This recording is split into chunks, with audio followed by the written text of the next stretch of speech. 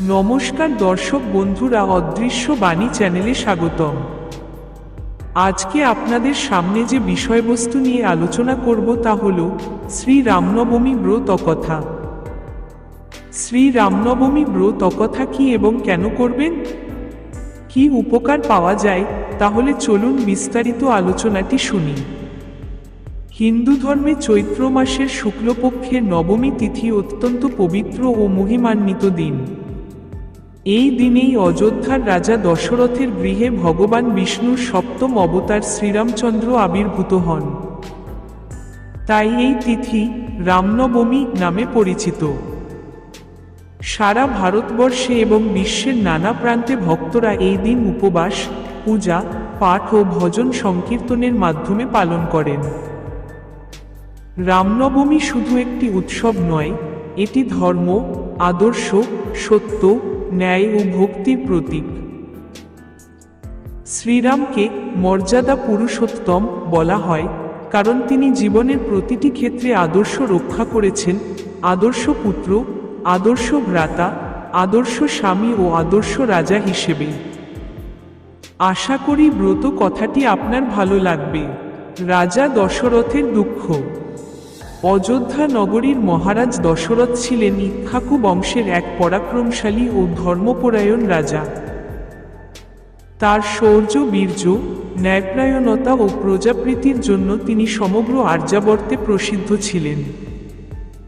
তার শাসনে অযোধ্যা ছিল সুখ, শান্তি ও সমৃদ্ধিতে পরিপূর্ণ। প্রজারা তাকে পিতার মতো ভালোবাসত, আর তিনিও প্রজাদের সন্তানের মতো স্নেহ করতেন। রাজ্যে ছিল না কোনো অভাব, না ছিল অন্যায়ের স্থান। তবুও রাজপ্রাসাদের অন্তরে এক গভীর দুঃখ নীরবে বাসা বেঁধেছিল। মহারাজ দশরথের 3 রানী, কৌশল্যা, কৈকেয়ী ও সুমিত্রা, সবাই ছিলেন গুণবতী ও পতিব্রতা। কিন্তু বহু বছর দাম্পত্য জীবনের পরেও তাদের কোল সন্তান শূন্য রয়ে গেল। সন্তানহীনতার এই বেদনা ধীরে ধীরে রাজা ও রানীদের হৃদয়কে ভারাক্রান্ত করে তুলল। রাজ্যের ঐশ্বর্য, যশ ও প্রতাপ কোনো কিছুই তাদের এই অভাব পূরণ করতে পারছিল না। প্রতিদিন প্রজাদের সন্তানদের হাসি খুশি মুখ দেখে রাজা দশরথের মন আরও ব্যথিত হতো। তিনি ভাবতেন, আমার মৃত্যুর পর এই বিশাল রাজ্যের দায়িত্ব কে নেবে? আমার বংশধারা কি তবে এখানেই শেষ হয়ে যাবে? এই চিন্তা তাকে রাত্রে ঘুমাতে দিত না। রাজা প্রায় একাকী রাজপ্রাসাদের বারান্দায় দাঁড়িয়ে দূরের আকাশের দিকে তাকিয়ে দীর্ঘশ্বাস ফেলতেন। রানী কৌশল্যা ছিলেন অত্যন্ত ধর্মপরায়ণা। তিনি প্রতিদিন দেবতার কাছে প্রার্থনা করতেন একটি সন্তানের জন্য। কৈকেয়ীও রাজাকে সান্ত্বনা দিতেন, যদিও তার মনেও একই আকাঙ্ক্ষা জেগে থাকত। সুমিত্রা ছিলেন শান্ত ও সহনশীলা। তিনি অন্য 2 রানীকে সান্ত্বনা দিতেন এবং ভাগ্যের উপর ভরসা রাখতে বলতেন। তবুও সন্তানহীনতার বেদনা তাদের হৃদয়ে গভীর ক্ষত তৈরি করেছিল। রাজা দশরথ মাঝে মাঝে ভাবতেন, হয়তো পূর্বজন্মের কোনো পাপের ফলেই তিনি এই দুঃখ ভোগ করছেন। তিনি নানা ব্রত, দান, ধ্যান ও যজ্ঞ সম্পাদন করলেও সন্তানের মুখ দেখতে পাননি। এতে তার মন আরও ভেঙে পড়ে। রাজসভায় বসেও তিনি অনেক সময় অন্যমনস্ক হয়ে পড়তেন।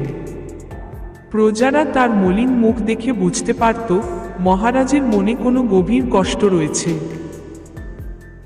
অবশেষে রাজগুরু মহর্ষি বশিষ্ঠ রাজাকে উপদেশ দিলেন যে, পুত্রেষ্টি যজ্ঞ সম্পন্ন করলে নিশ্চয়ই ঈশ্বরের কৃপায় সন্তানের প্রাপ্তি হবে।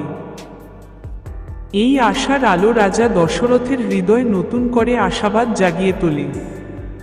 তিনি দৃঢ় সংকল্প করলেন যে, যজ্ঞের মাধ্যমে দেবতার কৃপা লাভ করে তিনি এই দুঃখ থেকে মুক্তি পাবেন। এভাবেই রাজা দশরথের জীবনের সবচেয়ে বড় দুঃখ ছিল সন্তানহীনতা, যা তাকে অন্তরে কষ্ট দিলেও শেষ পর্যন্ত ভগবানের আশীর্বাদে তা আনন্দে পরিণত হয়। তার এই দুঃখই পরবর্তীতে শ্রীরামের আবির্ভাবের পটভূমি রচনা করে এবং মানবজাতিকে এক মহান আদর্শ উপহার দেয়। পুত্রেষ্টি যজ্ঞ। রাজা দশরথের জীবনের সবচেয়ে বড় আকাঙ্ক্ষা ছিল একজন উত্তরাধিকারী সন্তানের প্রাপ্তি। বহু বছর অতিবাহিত হলেও 3 রানী কৌশল্যা, কৈকেয়ী ও সুমিত্রার গর্ভে কোনো সন্তান জন্ম নেয়নি। এই দুঃখে রাজা দিনরাত ব্যাকুল থাকতেন। অবশেষে তিনি তার রাজগুরু মহর্ষি বশিষ্ঠের শরণাপন্ন হন। গুরু বশিষ্ঠ ধ্যান করে উপলব্ধি করলেন যে বিশেষ এক যজ্ঞ সম্পাদনের মাধ্যমে এই দুঃখের অবসান সম্ভব। সেই যজ্ঞের নাম ছিল পুত্রেষ্টি যজ্ঞ, অর্থাৎ পুত্র লাভের উদ্দেশ্যে সম্পাদিত বৈদিক মহাযজ্ঞ। গুরু বশিষ্ঠের পরামর্শে রাজা দশরথ মহর্ষি ঋষ্যশৃঙ্গকে অযোধ্যায় আমন্ত্রণ জানান। ঋষ্যশৃঙ্গ ছিলেন তপস্বী ও মহান ঋষি, যার তপবলের খ্যাতি সুদূর প্রসারিত ছিল। তার নেতৃত্বেই যজ্ঞ সম্পন্ন হওয়ার কথা নির্ধারিত হয়। সমগ্র অযোধ্যা নগরী যজ্ঞের প্রস্তুতিতে ব্যস্ত হয়ে ওঠে। রাজপ্রাসাদের নিকট এক বিশাল যজ্ঞমণ্ডপ নির্মাণ করা হয়। দেশ বিদেশ থেকে বহু ঋষি মুনি ও ব্রাহ্মণ সেখানে সমবেত হন। নির্দিষ্ট শুভ মুহূর্তে যজ্ঞ শুরু হয়। বেদমন্ত্রের ধ্বনি, অগ্নিকুণ্ডের প্রজ্বলিত শিখা ও ঘৃতাহুতির সুগন্ধে চারদিক পবিত্র হয়ে ওঠে। রাজা দশরথ ও তার 3 রানী পূর্ণ ভক্তিভরে যজ্ঞে অংশ নেন। তারা আন্তরিকভাবে দেবতার কাছে প্রার্থনা করেন একটি সন্তানের জন্য, যে হবে ধর্মপরায়ণ, পরাক্রমশালী ও প্রজা পালনে সক্ষম। যজ্ঞ চলতে থাকে কয়েকদিন ধরে। প্রতিদিন ঋষিগণ বেদমন্ত্র উচ্চারণ করে অগ্নিতে আহুতি প্রদান করতেন। রাজা ব্রাহ্মণদের দান দক্ষিণা দিতেন এবং সকল নিয়ম নিষ্ঠার সঙ্গে পালন করতেন। অবশেষে যজ্ঞের সমাপনী দিনে এক অলৌকিক ঘটনা ঘটে। অগ্নিকুণ্ড থেকে এক দিব্যপুরুষ আবির্ভূত হন। তার দেহ থেকে উজ্জ্বল আভা বিচ্ছুরিত হচ্ছিল। তিনি রাজাকে একটি স্বর্ণপাত্রে ভরা দেবপ্রসাদ, দিব্য পায়েস অর্পণ করেন। সেই দেবপুরুষ বলেন, হে রাজন, এই পায়েস তোমার রানীদের মধ্যে বণ্টন করো। এর প্রভাবে তোমাদের গৃহে দেবতুল্য সন্তান জন্মগ্রহণ করবে। এই অলৌকিক দর্শনে রাজা দশরথ ও উপস্থিত সকলে বিস্মিত ও আনন্দিত হন। রাজা সেই স্বর্ণপাত্র গ্রহণ করে কৃতজ্ঞচিত্তে প্রণাম জানান। পরে তিনি পায়েসটি প্রথমে রানী কৌশলার হাতে অর্ধেক প্রদান করেন। এরপর কৈকেয়ীকে একাংশ দেন এবং অবশিষ্ট অংশ সুমিত্রাকে প্রদান করেন। সুমিত্রা আবার কৌশল্যা ও কৈকেয়ীর অংশ থেকে সামান্য গ্রহণ করেন। পুত্রেষ্টি যজ্ঞের ফলেই চৈত্র মাসের শুক্লপক্ষের নবমী তিথিতে রানী কৌশলার গর্ভে শ্রীরাম, কৈকেয়ীর গর্ভে ভরত এবং সুমিত্রার গর্ভে লক্ষ্মণ ও শত্রুঘ্ন জন্মগ্রহণ করেন। এভাবেই পুত্রেষ্টি যজ্ঞ রাজা দশরথের জীবনের দুঃখ মোচন করে অযোধ্যায় আনন্দ ও আলোর সূচনা করে। শ্রীরামের আবির্ভাব। চৈত্র মাসের শুক্লপক্ষের নবমী তিথি, এই শুভ দিনেই অযোধ্যার রাজপ্রাসাদে ঘটেছিল এক মহিমান্বিত ও ঐতিহাসিক ঘটনা। বহু প্রতীক্ষার পর রাজা দশরথ ও রানী কৌশলার গৃহ আলোকিত করে আবির্ভূত হন ভগবান বিষ্ণুর সপ্তম অবতার, মর্যাদা পুরুষোত্তম শ্রীরামচন্দ্র। পুত্রেষ্টি যজ্ঞের ফলস্বরূপ 3 রানীর গর্ভে দেবতুল্য সন্তান ধারণ হয়। সমগ্র অযোধ্যা নগরী তখন আনন্দ ও প্রত্যাশায় উন্মুখ। শুভ লগ্নে, পুনর্বসু নক্ষত্রে, মধ্যাহ্ন সময়ে রানী কৌশলার কোলজুড়ে জন্ম নেন শ্রীরাম। তার জন্মের মুহূর্তে চারদিকে এক অপূর্ব শান্তি ও পবিত্রতার আবহ ছড়িয়ে পড়ে। বলা হয়, আকাশে দেবতারা পুষ্পবৃষ্টি করেন, গন্ধর্বরা গীত গাইতে থাকেন এবং দিকবিদিক মঙ্গলধ্বনিতে মুখরিত হয়ে ওঠে। শিশু রাম ছিলেন অসাধারণ সৌন্দর্য ও দীপ্তির অধিকারী। তার মুখমণ্ডলে ছিল চন্দ্রের মতো শীতল জ্যোতি এবং দেহে ছিল স্বর্ণের মতো আভা। তাকে দেখে সকলের মন ভরে উঠত। রানী কৌশল্যা সন্তানের মুখ দেখে আনন্দাশ্রুতে ভেসে যান। রাজা দশরথ এই অলৌকিক দর্শনে আবেগাপ্লুত হয়ে পড়েন। বহু বছরের অপেক্ষা ও দুঃখ যেন এক মুহূর্তে দূর হয়ে যায়। একই সময়ে রানী কৈকেয়ীর গর্ভে জন্ম নেন ভরত এবং রানী সুমিত্রার গর্ভে জন্ম নেন যমজ সন্তান লক্ষ্মণ ও শত্রুঘ্ন। চারদিকে আনন্দের বন্যা বয়ে যায়। অযোধ্যার রাস্তাঘাট সজ্জিত করা হয়, মন্দিরে মন্দিরে ধূপ দ্বীপ জ্বলে ওঠে এবং প্রজারা নৃত্য গীতে মেতে ওঠে। রাজা বিপুল দান দক্ষিণা প্রদান করেন ব্রাহ্মণ ও দরিদ্রদের মধ্যে। শ্রীরামের জন্ম শুধু একটি রাজকুমারের জন্ম ছিল না, এটি ছিল ধর্ম ও ন্যায়ের পুনঃপ্রতিষ্ঠার সূচনা। দেবতারা পূর্বেই প্রার্থনা করেছিলেন যে রাক্ষসরাজ রাবণের অত্যাচার থেকে পৃথিবীকে মুক্ত করতে ভগবান যেন মানবরূপে আবির্ভূত হন। সেই প্রার্থনার ফলেই শ্রীরামের এই আবির্ভাব। শিশু রাম ছিলেন শান্ত, গম্ভীর ও অনিন্দ সুন্দর। ছোটবেলা থেকেই তার মধ্যে অসাধারণ সৌম্যতা ও ভদ্রতা লক্ষ্য করা যেত। সকলেই বুঝতে পারতেন তিনি সাধারণ কোনো মানব শিশু নন, তিনি এক দিব্য সত্তা। তার জন্মের মাধ্যমে অযোধ্যা শুধু একজন উত্তরাধিকারী পায়নি, পেয়েছিল এক মহান আদর্শের প্রতীক। এইভাবেই শ্রীরামের আবির্ভাব অযোধ্যা ও সমগ্র মানব সমাজে নতুন আলোর সূচনা করে। চৈত্র মাসের এই নবমী তিথি তাই চিরকাল পবিত্র ও স্মরণীয় হয়ে আছে, যে দিন ধর্ম, সত্য ও ন্যায়ের প্রতীক শ্রীরামচন্দ্র পৃথিবীতে আবির্ভূত হয়েছিলেন। শ্রীরামের বাল্যলীলা।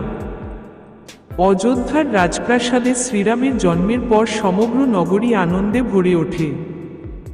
শিশুকাল থেকেই রাম ছিলেন শান্ত, স্নিগ্ধ ও অপূর্ব সৌন্দর্যের অধিকারী। তার মুখে সর্বদা এক মৃদু হাসি লেগে থাকত, যা সকলের মনকে আকর্ষণ করত। রানী কৌশল্যা স্নেহভরে তাকে লালন পালন করতেন, আর রাজা দশরথ সন্তানের প্রতি অপরিসীম ভালোবাসা প্রদর্শন করতেন। রামের সঙ্গে একসঙ্গে বড় হতে থাকেন তার তিন ভাই, ভরত, লক্ষ্মণ ও শত্রুঘ্ন। চার ভাইয়ের মধ্যে ছিল গভীর ভালোবাসা ও ঐক্য। বিশেষ করে লক্ষ্মণ ছোটবেলা থেকেই রামের প্রতি অগাধ অনুরাগ অনুভব করতেন। তিনি সবসময় রামের সঙ্গেই থাকতে চাইতেন। রামও লক্ষ্মণকে অত্যন্ত স্নেহ করতেন। অন্যদিকে ভরত ও শত্রুঘ্নের মধ্যেও ছিল একই রকম ঘনিষ্ঠতা। শিশু রাম ছিলেন অত্যন্ত ভদ্র ও অনুগত। তিনি কখনো অবাধ্যতা করতেন না এবং সকলের প্রতি সম্মান প্রদর্শন করতেন। রাজপ্রাসাদের দাস দাসী থেকে শুরু করে সাধারণ মানুষ পর্যন্ত সকলেই তার মাধুর্যে মুগ্ধ হতেন। ছোটবেলাতেই তার মধ্যে ন্যায়বোধ ও সহানুভূতির পরিচয় পাওয়া যেত। তিনি দুর্বল ও অসহায়দের প্রতি বিশেষ দয়া প্রদর্শন করতেন। যথাসময়ে চার ভাইকে শিক্ষা গ্রহণের জন্য গুরু বশিষ্ঠের আশ্রমে পাঠানো হয়। সেখানে তারা বেদ, উপনিষদ, ধর্মশাস্ত্র, রাজনীতি ও ধনুর্বিদ্যা শিক্ষা লাভ করেন। রাম অত্যন্ত মনোযোগী ছাত্র ছিলেন। তিনি অল্প সময়ের মধ্যেই শাস্ত্র ও অস্ত্রবিদ্যায় পারদর্শিতা অর্জন করেন। গুরুদের প্রতি তার শ্রদ্ধা ও ভক্তি ছিল অপরিসীম। আশ্রমে তিনি সাধারণ ছাত্রদের মতোই জীবনযাপন করতেন, সহজ, সংযমী ও নিয়মানুবর্তী। একদিন মহর্ষি বিশ্বামিত্র রাজসভায় এসে রাজা দশরথের কাছে অনুরোধ করেন তার যজ্ঞ রক্ষার জন্য রাম ও লক্ষ্মণকে সঙ্গে পাঠাতে। রাক্ষসদের অত্যাচারে তার যজ্ঞ বারবার বিঘ্নিত হচ্ছিল। প্রথমে রাজা দ্বিধাগ্রস্ত হলেও গুরু বশিষ্ঠের পরামর্শে তিনি রাম ও লক্ষ্মণকে বিশ্বামিত্রের সঙ্গে পাঠান। এটি ছিল রামের জীবনের প্রথম বড় পরীক্ষা। অল্প বয়সেই তিনি অসাধারণ সাহস ও বীরত্ব প্রদর্শন করেন। তারকা নামক ভয়ঙ্কর রাক্ষসীকে বধ করে তিনি সকলকে বিস্মিত করেন। পরবর্তীতে মারীচ ও সুবাহু প্রমুখ দানবদের পরাস্ত করে বিশ্বামিত্রের যজ্ঞ সফলভাবে সম্পন্ন করতে সাহায্য করেন। এই সব ঘটনার মধ্য দিয়ে শ্রীরামের বাল্যলীলা শুধু রাজপ্রাসাদের সীমায় আবদ্ধ থাকেনি, বরং তা ধীরে ধীরে তার মহান জীবনের পূর্বাভাস হয়ে উঠেছিল। ছোটবেলা থেকেই তিনি ছিলেন আদর্শ, শিষ্টাচার সম্পন্ন ও কর্তব্যপরায়ণ। তার বাল্যকালেই প্রকাশ পেয়েছিল ভবিষ্যতের সেই মহাপুরুষের গুণাবলী, যিনি একদিন ধর্ম ও ন্যায় প্রতিষ্ঠার জন্য সমগ্র বিশ্বে আদর্শ হয়ে উঠবেন। সীতাস্বয়ম্বর ও বিবাহ। মিথিলার রাজা জনক ছিলেন এক ধর্মপরায়ণ ও জ্ঞানী রাজা। তার কন্যা সীতা ছিলেন অসাধারণ সৌন্দর্য, গুণ ও সতীত্বের প্রতিমূর্তি। শৈশব থেকেই সীতা ছিলেন দৃঢ়চরিত্র ও ভক্তিময়ী। একদিন রাজা জনক শিবের পরম পবিত্র ধনুকটি প্রাসাদে রক্ষিত অবস্থায় দেখছিলেন। সেই বিশাল ও ভারী ধনুকটি সাধারণ মানুষের পক্ষে নড়ানোই অসম্ভব ছিল। কিন্তু কিশোরী সীতা একদিন সহজেই সেই ধনুকটি সরিয়ে স্থান পরিষ্কার করেন। এই অলৌকিক দৃশ্য দেখে রাজা জনক বিস্মিত হন এবং সংকল্প করেন যে বীর এই শিবধনুক উত্তোলন ও সংযোজন করতে পারবে, তাকেই তিনি সীতার পাণিগ্রহণের যজ্ঞ মনে করবেন। এই উদ্দেশ্যে রাজা জনক মহাসমারোহে সীতার স্বয়ম্বরের আয়োজন করেন। দেশ বিদেশের অসংখ্য রাজা ও বীর যোদ্ধা সেখানে সমবেত হন। সভামণ্ডপ সুসজ্জিত হয়, চারদিকে উৎসবের আমেজ ছড়িয়ে পড়ে। শর্ত ছিল একটাই, শিবের সেই বিশাল ধনুক উত্তোলন করে তারে সংযোজন করতে হবে। এক এক করে বহু রাজা সেই ধনুক তুলতে চেষ্টা করলেন, কিন্তু কেউ সফল হলেন না। কেউ ধনুক নাড়াতেও পারলেন না, কেউ বা সামান্য উঠিয়েই ক্লান্ত হয়ে পড়লেন। সভায় এক অদ্ভুত নীরবতা নেমে এলো। তখন মহর্ষি বিশ্বামিত্রের সঙ্গে সেখানে উপস্থিত ছিলেন অযোধ্যার রাজকুমার রাম ও লক্ষ্মণ। বিশ্বামিত্রের নির্দেশে রাম ধীর পদক্ষেপে ধনুকের কাছে এগিয়ে যান। সকলের দৃষ্টি তখন তার দিকে নিবদ্ধ। রাম ভক্তিভরে শিবকে প্রণাম করে সহজেই ধনুকটি তুলে নেন। যখন তিনি তা সংযোজনের চেষ্টা করেন, তখন ধনুকটি ভীষণ শব্দে ভেঙে যায়। সেই শব্দে সমগ্র সভামণ্ডপ ও আশেপাশের অঞ্চল কেঁপে ওঠে। দেবতারা পুষ্পবৃষ্টি করেন এবং সকলেই রামের বীরত্বে অভিভূত হন। রাজা জনক আনন্দে আপ্লুত হয়ে ঘোষণা করেন যে রামই তার কন্যা সীতার যোগ্য পাত্র। সীতা লজ্জা ভরে রামের গলায় বরমালা পরিয়ে দেন। এভাবেই সম্পন্ন হয় সীতাস্বয়ম্বর। পরবর্তীতে রাজা দশরথ অযোধ্যা থেকে মিথিলায় আগমন করেন। মহাসমারোহে রাম ও সীতার বিবাহ অনুষ্ঠিত হয়। একই সঙ্গে লক্ষ্মণ উর্মিলা, ভরত মান্ডবী এবং শত্রুঘ্ন শ্রুতকীর্তির বিবাহও সম্পন্ন হয়। চারদিকে আনন্দ, সঙ্গীত ও মঙ্গলধ্বনিতে মুখরিত হয়ে ওঠে মিথিলা ও অযোধ্যা। এই বিবাহ শুধু দুটি হৃদয়ের মিলন ছিল না, এটি ছিল ধর্ম, আদর্শ ও চিরন্তন প্রেমের এক পবিত্র বন্ধন। রাম ও সীতার দাম্পত্য জীবন পরবর্তীকালে ত্যাগ, বিশ্বাস ও কর্তব্যপরায়ণতার এক মহান উদাহরণ হয়ে ওঠে, যা যুগ যুগ ধরে মানব সমাজকে অনুপ্রাণিত করে আসছে। বনবাস ও ত্যাগ। অযোধ্যার রাজা দশরথ যখন শ্রীরামকে যুবরাজ হিসেবে অভিষেক করার সিদ্ধান্ত নেন, তখন সমগ্র নগরী আনন্দে উদ্বেল হয়ে ওঠে। প্রজারা অধীর আগ্রহে অপেক্ষা করতে থাকেন সেই শুভ মুহূর্তের জন্য। কিন্তু ভাগ্যের বিধান ছিল ভিন্ন। রানী কৈকেয়ীর দাসী মন্ত্রার কুমন্ত্রণায় কৈকেয়ীর মনে ঈর্ষা ও ভয় জন্ম নেয়। তিনি রাজা দশরথকে স্মরণ করিয়ে দেন, পূর্বে প্রদত্ত 2 বর এখনো বাকি রয়েছে। কৈকেয়ী সেই 2 বর দাবি করেন। প্রথমত, তার পুত্র ভরতকে রাজা করা হোক। দ্বিতীয়ত, রামকে 14 বছরের জন্য বনবাসে পাঠানো হোক। এই কঠোর দাবি শুনে রাজা দশরথ স্তম্ভিত হয়ে পড়েন। তিনি ভেঙে পড়েন, কিন্তু রাজধর্ম ও প্রতিশ্রুতির বন্ধনে আবদ্ধ হয়ে অসহায় হয়ে যান। পিতার এই দুঃখ ও সংকট দেখে শ্রীরাম বিন্দুমাত্র দ্বিধা না করে বনবাস গ্রহণের সিদ্ধান্ত নেন। রামের কাছে রাজ্য, ঐশ্বর্য বা সিংহাসনের চেয়ে পিতার আদেশ ও ধর্মপালন ছিল শ্রেষ্ঠ। তিনি শান্ত কণ্ঠে কইকেয়ীর ইচ্ছা মেনে নেন এবং বনবাসে যাওয়ার প্রস্তুতি নেন। রানী কৌশল্যা ও সমগ্র অযোধ্যাবাসী শোকে মর্মাহত হন, কিন্তু রামের মুখে ছিল অবিচল প্রশান্তি।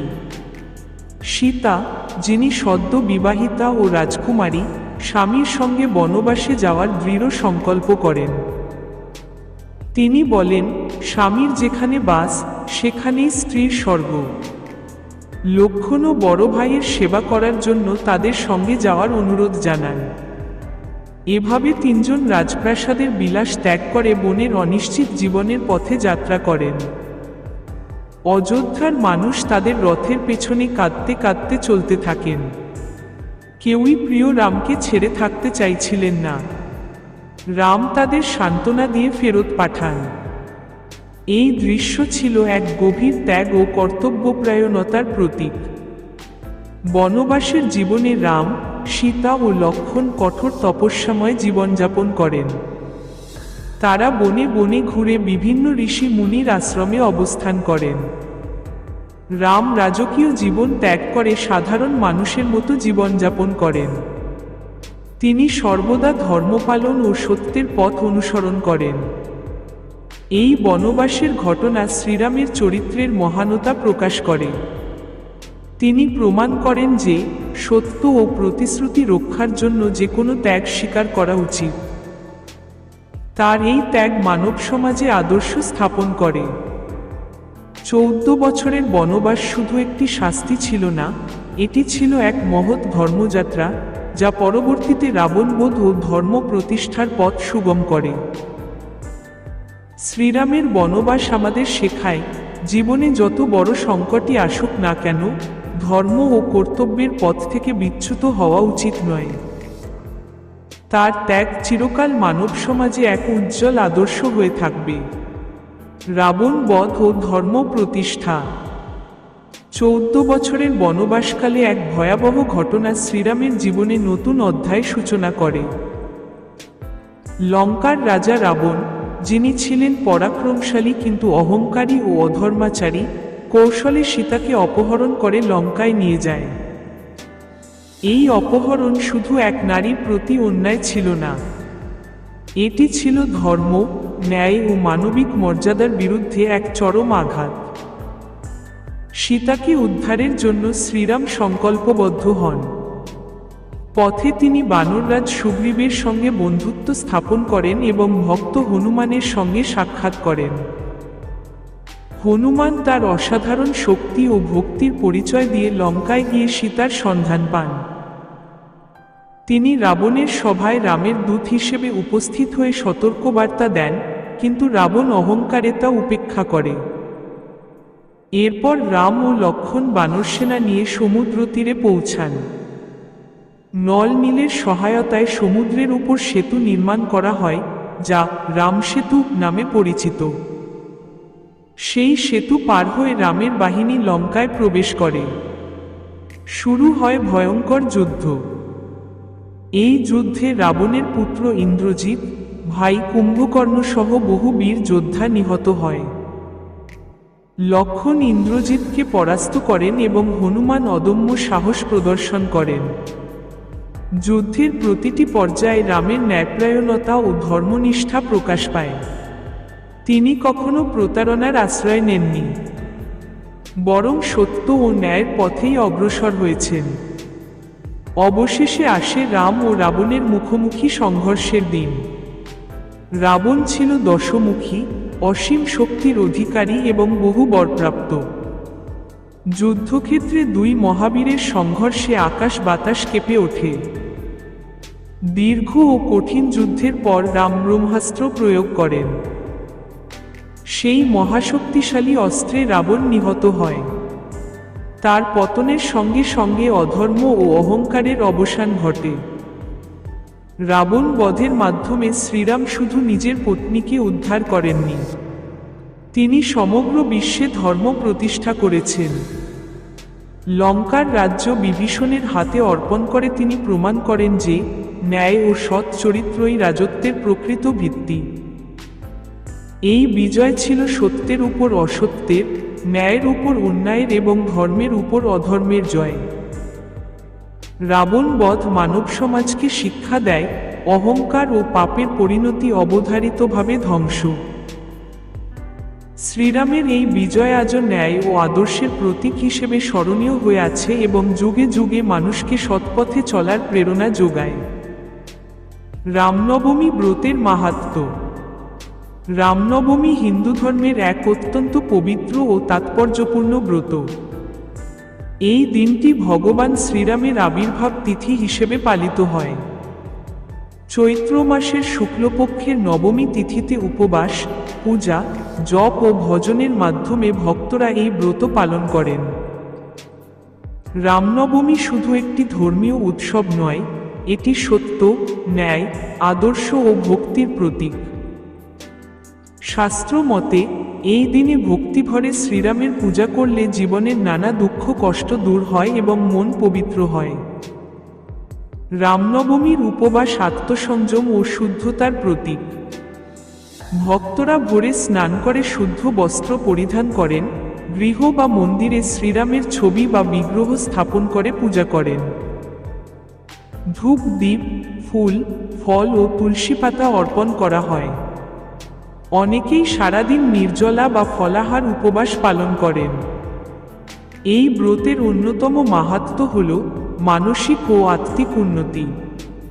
শ্রীরামের জীবন আদর্শে পরিপূর্ণ। তিনি ছিলেন আদর্শ পুত্র, আদর্শ ভ্রাতা, আদর্শ স্বামী ও আদর্শ রাজা। তার জীবনের ঘটনাবলী আমাদের শিক্ষা দেয় কর্তব্যনিষ্ঠা, সত্যবাদিতা ও ত্যাগের মূল্য। রামনবমীর দিনে তার নাম জপ ও কীর্তন করলে সেই আদর্শ আমাদের জীবনে প্রতিষ্ঠিত হয়। বিশ্বাস করা হয় রামনবমীর ব্রত পালন করলে সংসারে শান্তি ও সমৃদ্ধি আসে। যারা সন্তানের কামনায় এই ব্রত করেন তারা ঈশ্বরের আশীর্বাদ লাভ করেন। পারিবারিক কলহ দূর হয় এবং দাম্পত্য জীবনে সুখ বৃদ্ধি পায়। পাপক্ষয় ও পুণ্যলাভ হয় বলে শাস্ত্রে উল্লেখ রয়েছে। অনেক স্থানে এই দিনে অখণ্ড রামনাম সংকীর্তন অনুষ্ঠিত হয়। শ্রীরাম জয় জয় রাম ধ্বনিতে চারদিক মুখরিত হয়ে ওঠে।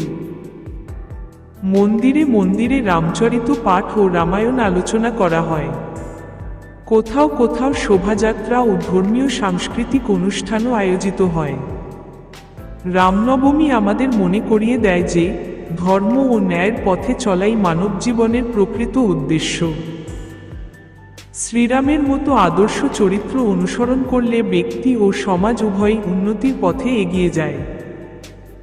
তার জন্মতিথি পালন করা মানে শুধু একটি ঐতিহাসিক ঘটনা স্মরণ করা নয়, বরং তার আদর্শকে হৃদয়ে ধারণ করা। অতএব রামনবমী ব্রতের মাহাত্ম্য অপরিসীম। এটি আত্মশুদ্ধি, নৈতিকতা ও ঈশ্বর ভক্তির এক মহান উপলক্ষ। ভক্তিভরে এই ব্রত পালন করলে জীবনে শান্তি, সাহস ও সৎপথে চলার শক্তি লাভ করা যায়। যুগ যুগ ধরে এই ব্রত মানব সমাজকে আলোকিত করে আসছে এবং ভবিষ্যতেও করবে। ব্রত পালনের নিয়ম। রামনবমী ব্রত ভক্তিভরে ও নিয়ম অনুসারে পালন করলে তার পূর্ণ ফল লাভ করা যায়। এই ব্রত মূলত আত্মসংযম, শুদ্ধতা ও ঈশ্বর ভক্তির প্রতীক। তাই ব্রত পালনের আগে শারীরিক ও মানসিক পবিত্রতা বজায় রাখা অত্যন্ত জরুরি। প্রথমে ব্রতের দিন ভোরে সূর্যোদয়ের পূর্বে শয্যাত্যাগ করতে হয়। স্নান করে শুদ্ধ ও পরিষ্কার বস্ত্র পরিধান করা উচিত। অনেকেই এই দিনে হলুদ বা সাদা বস্ত্র পরেন, যা পবিত্রতার প্রতীক। এরপর গৃহের পূজাস্থান পরিষ্কার করে সেখানে শ্রীরামের ছবি বা বিগ্রহ স্থাপন করতে হয়।